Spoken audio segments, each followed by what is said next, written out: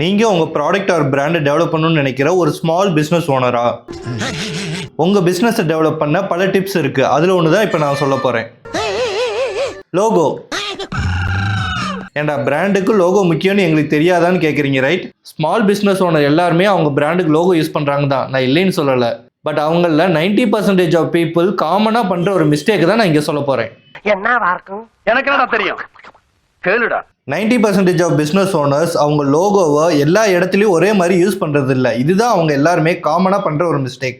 அவங்க பிஸ்னஸுக்கு ரன் பண்ணுற ஆடில் லோகோ ஒரு ஆடில் ஒரு கலரில் இருக்கும் அண்டு இன்னொரு ஆடில் வேறு கலரில் இருக்கும். அதே மாதிரி லோகோட ஷேப், ஒரு சில ஆடில் லோகோ ஒரு ஷேப்லேயும் இன்னொரு சில ஆடில் லோகோ வேறு ஷேப்லேயும் இருக்கும்.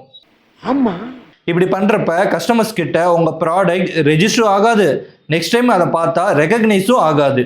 ஆமாம், நீங்கள் யார்? ஐயோ. ஸோ உங்கள் லோகோவை எல்லா சோசியல் மீடியா பிளாட்ஃபார்முக்கும் தகுந்த மாதிரி ஒவ்வொரு டைமென்ஷன்லேயும் ஒரு பேக்கப் எடுத்து வச்சுக்கோங்க. அதை கரெக்டாக அந்தந்த பிளாட்ஃபார்மில் ஒரே மாதிரி பப்ளிஷ் பண்ணுங்கள்.